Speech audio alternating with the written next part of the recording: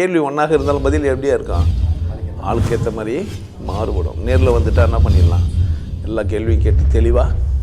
அதுக்கு தான் சத் சங்கம். என்னுடைய நோக்கம் எல்லாம் மனிதர்கள் எல்லாம் மகிழ்ச்சியாக இருக்கணும், அவ்வளோதான். அதான் வியாபாரின்ட்டேனே, அதில் நம்பர் வருது இல்லை, அந்த நம்பருக்கு கால் பண்ணால் அவங்க உங்களுக்கு ஆலோசனை கொடுப்பாங்க. எந்த நாட்டிலேருந்து என்ன பண்ணலாம், நீங்கள் எந்த ஊர்லேருந்து இப்போ பேச முடியாது. பார்க்காமே காலிக்கிறதுக்கெல்லாம் கதை ஆரம்பிச்சுட்டுக்கிறேன். பார்க்காமே நான் என்னுடைய முதல் புக்கே அதுதான், கதை சொல்லும் கடிதங்கள்ட்டு. அது வெளியே வரல, நல்ல வேலை. இன்னும் அந்த பக்கம் போயிட்டுருப்பேன், சினிமா பக்கம். உங்களுக்கெல்லாம் கேட்சிருக்க மாட்டேன். அந்த புக்கு வெளியே வந்து அதை 4 பேர் வாங்கி என்னை பாராட்டியிருந்தா என்னுடைய இது இல்லை, நேரம் ஹெலிகாப்டர்லாம் வாங்கி வசதியாகிட்ருப்பேன், சினிமா தொழில் போயிருப்பேன். எனக்கு பாட்டு எழுத தெரியும், கதை எழுத தெரியும், வசனம் எழுத தெரியும். எனக்கு அத்தனையும் போயிடுச்சு, அப்படியே அழிச்சிட்டான். வாடா நீட்டின்னு வந்துட்டான். ஆக்சுவலாக நான் இதை விட வசதியாக இருக்க வேண்டிய ஆள். என் திறமையெல்லாம் சுருங்கிச்சு. கிளாஸ் நடத்தினுக்கிறேன், போராடினுக்கிறேன் உங்களை கூடலாம். கதை சொல்ல சொல்லி கேட்குறது, ஒரு கதையை நீங்கள் எப்படி சொல்கிறீங்கன்னு பார்க்குறது, இதெல்லாம் வேலையை வச்சுக்கிறேன். நீ 5 days கோர்ஸ் வந்தவங்களுக்கெல்லாம் புரிஞ்சிருக்கும், இருந்தாலும் எப்படிறா ஒரு கதையை எப்படி பார்க்குறான்ட்டு. எல்லாம் தெரிஞ்சு கம்முன்னு உட்காந்து கேட்டுன்னு இருப்பேன். அப்படியா அவங்க கதையாக சொல்லுவாங்க. ஏன்னா கதை எழுதுனே நான் தான். அதனால் பார்த்து அப்போனா வெளிநாட்டில் இருக்கிறேன், உள்நாட்டில் இருக்கிறேன், எங்கேருந்து நான் வரலாமா அப்படின்னா எல்லாத்துக்கும் வழி இருக்கும். அதை பர்சனலாக நீங்கள் என்ன பண்ணலாம், கேட்டு தெரிஞ்சுக்கலாம். வெளிநாட்டுக்கும் நான் வரேன், நீங்கள் வரணும்னு அவசியம் இல்லை. நீங்கள் ஒரு 10 பேர் 20 பேர் சேர்ந்தால் நான் என்ன பண்ணுவேன், வந்து சொல்லி கொடுத்துட்டு வருவேன். இதில் விஷயமே இல்லை எனக்கு. நான் வரலாம் வரமாட்டேன் நீலாம் இல்லை.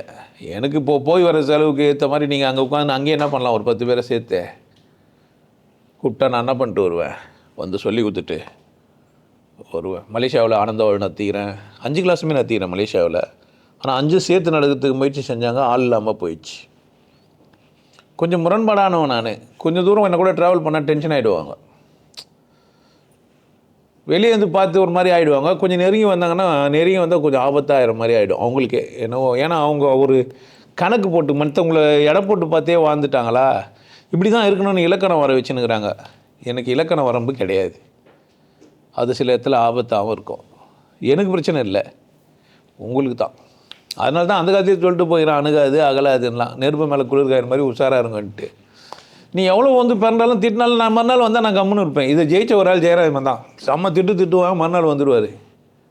ஆமாம், முதங்காமல் செம்ம திட்டிருப்பேன், நாத்தியாமல் அதுக்கான சுவடியே இருக்காது. ஏன்னா என் ஒப்பந்தம் அந்த மாதிரி. ஒரு வாட்டி குஷ்டி செம்ம திட்டு, அன்றைக்கி மறுநாள் வரக்கூடாது அந்த மனுஷன். என்னை பார்த்து திரும்ப பார்க்கக்கூடாது என் முகத்தை. அந்த மாதிரி ஏன் சொல்லணும், வேறு பெருமைக்காகலாம் சொல்லலை. அந்த புரிதல்.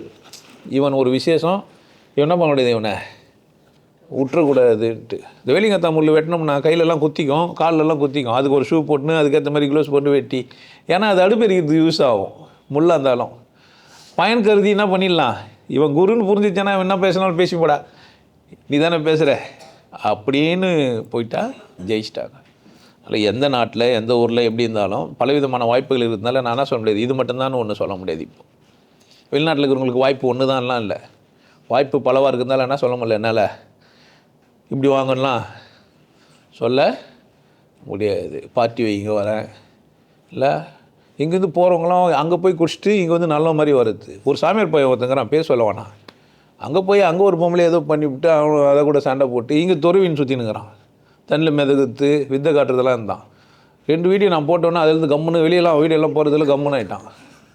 ஆமாம், காரி துப்புறான் ஒருத்தன்ட்டு மாதிரி. நிறைய பேர் பார்த்தீங்கன்னா அதெல்லாம் இருக்க மாட்டாங்க. பார்த்தீங்களா நீங்கள் ஃபேஸ்புக்கில், ட்விட்டரில், யூடியூப்லலாம் பாருங்கள், சாமியாரங்கள்லாம் கொஞ்சம் நாளில் காணாமல் போயிருப்பானுங்க. ஏன் கண்டினியூ பண்ண முடியாது, மாட்டிப்பாங்க.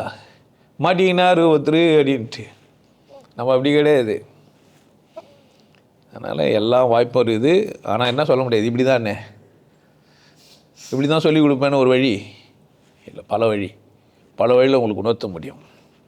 உங்களுக்கு எல்லாருக்கும் ஒரு விஷயம் சொல்கிறேன், ஆனந்த வாழ்வு அப்படின்ற ஒரு கோர்ஸ் யூடியூப்பில் போட்டு வச்சுருக்கேன். Happy life course. நீங்கள் மெம்பர் ஆனீங்கன்னா ஆனந்த வாழ்வு கோர்ஸை நேரடியாக நீங்கள் யூடியூப்பில் பார்க்கலாம். ஃபேமிலியாக டிவியில் போட்டு என்ன பண்ணலாம், எல்லாரும் ஃபேமிலியாக போட்டு பார்க்கலாம். ஒருத்தர் தான் சப்ஸ்கிரைப் பண்ணீங்க, 5 பேர் 6 பேர் என்ன பண்ணலாம், நீங்கள் அதை பார்க்கலாம். வாய்ப்பு பயன்படுத்திக்க பாருங்க. நல்லா இருங்க, சிறப்பாக இருங்க, கொண்டாட்டமாக இருங்க. உங்களை நீங்கள் மதிப்பு மிகுந்தவராக மாற்றுறது உங்கள் கையில் தான் இருக்குது. நல்லா இருங்க. நான் ஒரு வாய்ப்பு என்னை பயன்படுத்திக்கலாம். நல்லது.